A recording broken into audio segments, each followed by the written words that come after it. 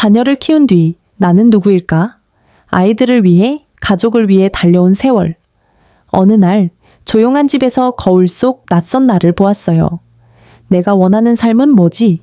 공허함이 밀려왔죠. 중년 여성으로 살아가며 엄마, 아내 역할에 묻혀 나를 잊었던 순간들이 쌓였습니다. 하지만 그 공허함 속에서 새로운 시작을 꿈꾸는 여성들을 보았어요. 그들은 어떻게 나만의 시간을 열었을까? 어느 저녁 딸과 산책하며 엄마, 이제 뭘 하고 싶어? 라는 질문에 멈칫했어요. 문득 장자의 말이 떠올랐습니다. 무이자연, 스스로 빛나는 삶을 살아라. 중년에 접어들며 공허함이 나를 다시 찾는 신호라는 걸 배웠어요. 최근 우리는 용서하지 못한 채 상처를 품고 나이 든다는 건 미움을 내려놓고 완벽주의에서 불완전함을 사랑하고 버티는 비밀로 회복 탄력성을 찾았죠.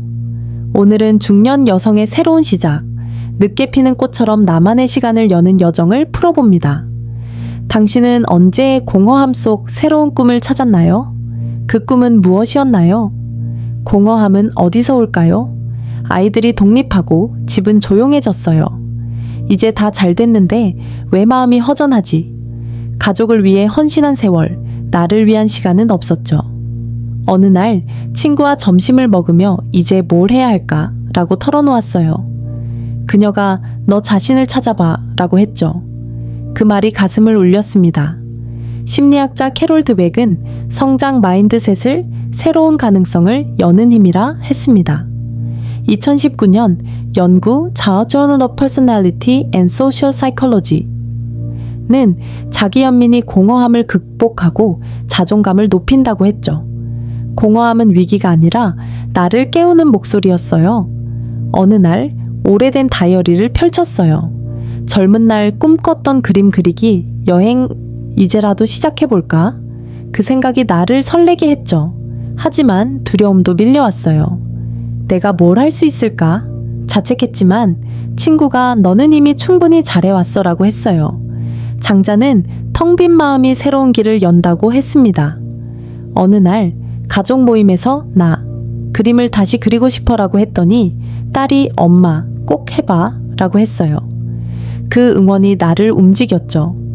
당신은 어떤 공허함을 만났나요? 그 목소리는 어떤 신호를 보냈나요? 나만의 시간을 여는 건 새로운 도전의 씨앗을 심는 일입니다. 어느 날 화원에서 꽃을 심으며 문득 웃음이 나왔어요. 이게 나를 채우는구나. 가족을 위해 바빴던 손이 나를 위해 움직였죠. 몽테뉴는 자신을 아는 것이 가장 큰 지혜라고 했습니다. 그는 단순한 기쁨 속에서 자신을 찾으라고 했죠. 2020년 연구 Journal of Happiness Studies는 새로운 취미가 중년 여성의 삶의 만족도를 높인다고 했습니다.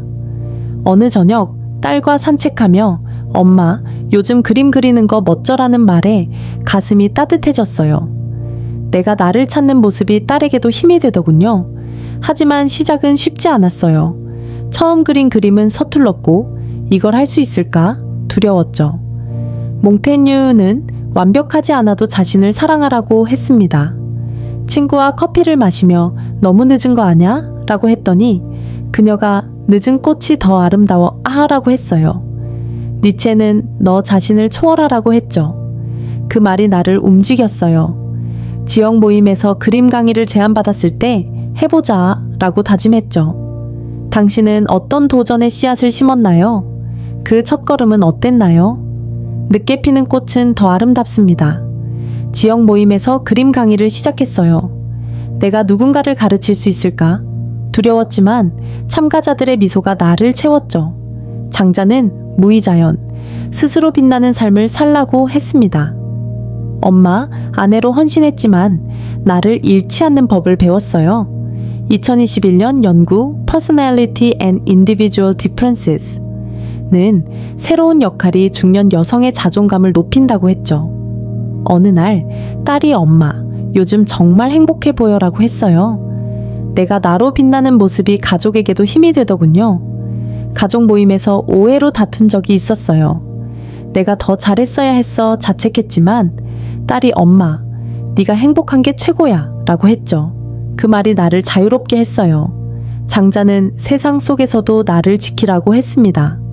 어느 날 친구와 전화로 가족만 생각하다 나를 잊었어라고 했더니 그녀가 이제 너를 위한 시간 가져마라 라고 했어요. 지역 모임에서 만난 여성들과의 소속감이 나를 더 단단하게 했죠.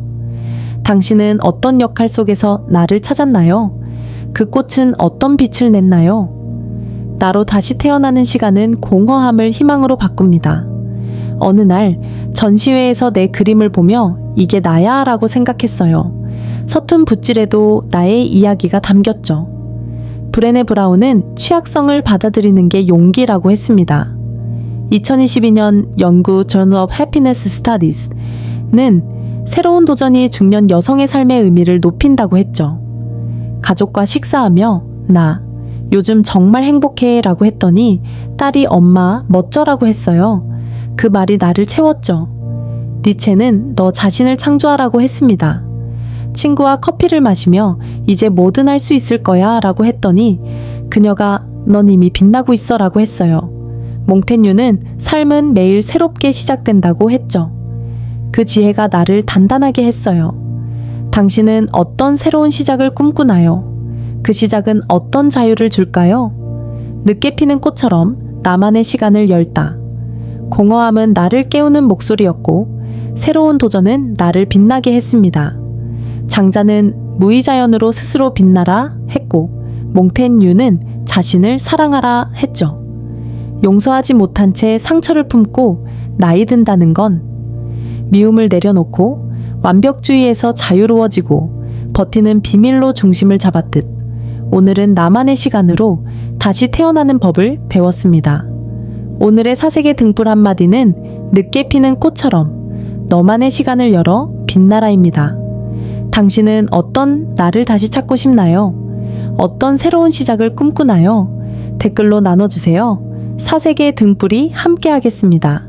좋아요와 구독도 잊지 말아주세요.